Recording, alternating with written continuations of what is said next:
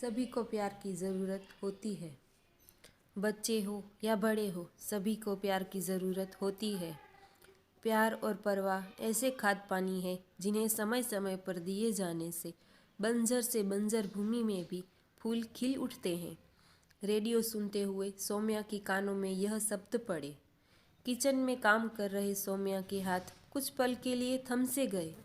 लेकिन कितनी सही बात कह रहे हैं, लेकिन साथ ही साथ सबका प्यार जतलाने का तरीका अलग अलग होता है।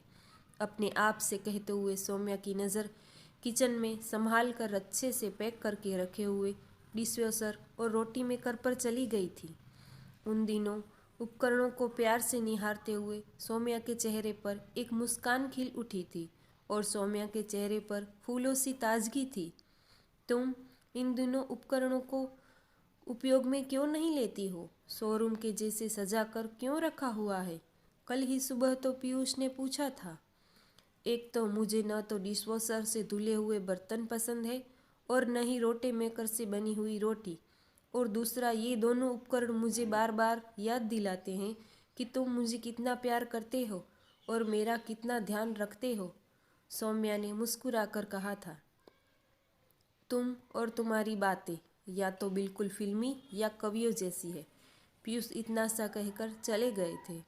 सौम्या भी थी बिल्कुल फिल्मी। रोमांटिक फिल्में देख देख कर उसने भी अपने लिए फिल्मों जैसी जिंदगी की कल्पना कर ली थी। पीयूष एक सीधा साधा नौजवान था जिसे अपनी भावनाओं को व्यक्त करना नहीं आता था। सौम्या और पीयूष की शादी हो गई थी। पीयूष एकदम सौम्या की कल्पनाओं के विपरीत था। वह फिल्मी हीरो जैसे न तो रोमांटिक बातें बना पाता था, न ही रोमांटिक डिनर जैसा कुछ प्लान कर पाता था। ऐसा कुछ भी नहीं करता था जिसे सौम्या सोशल मीडिया पर शेयर करके लोगों की वाहवाही लूट सके। सौम्या कई बार अपनी मम्मी से कहती थी कि आपने इनमें ऐसा क्या देखा, मेरी कैसे लड़के से शादी कर दी, ये मुझसे ज़रा भी प्यार नहीं करते। बेटा, उसे वक्त दे, सभी का प्यार जतलाने का तरीका अलग अलग होता है। पीयूष बहुत ही समझदार और रिश्तों की कद्र करने वाला लड़का है। माँ उसे बार बार यही बात कहती थी। सौम्या मन ही मन कुटती हुई पीयूष के साथ रह रही थी। जिंदगी अपनी रफ्तार से चल रही थी। इसी बीच एक दिन सौम्या के पेट में बहुत तेज दर्द हुआ। पीयूष फौरन उसे डॉक्टर के पास लेकर गए। सौम्या के गर्भाशय में एक गांठ थी जिसका ऑपरेशन करना जरूरी था। डॉक्टर ने ऑपरेशन कर दिया। सौम्या और पीयूष दोनों ही मम्मी ज़्यादा दिन उनके पास रह नहीं सकती थी। डॉक्टर ने सौम्या को बेड रेस्ट के लिए कह दिया था। अंततः पीयूष को ही सौम्या की पूरी देख रेख करनी थी। सौम्या अपने घर का काम खुद ही पसंद करना करती थी। अंततः उसके पास कोई घरेलू सहायिका भी नहीं थी। पीयूष सौम्या का बहुत अच्छे से ध्यान रखते थे। सौम्या थोड़ा बहुत घूम फिर सकती थी। पीयूष सब्जी आदि काट देते थे और सौम्या छौंक देती थी।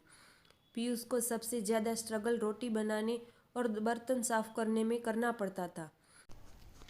पीयूष ने 2-4 दिन तो जैसे तैसे किया। उसके बाद वह डिशवॉशर और रोटी मेकर लेकर आ गए। सौम्या ने जैसे ही सवालिया निगाहों से उसकी तरफ देखा तो बोले, यार तुम अकेले कितना कुछ कैसे कर पाती हो? मैंने तो कभी इस और ध्यान ही नहीं दिया।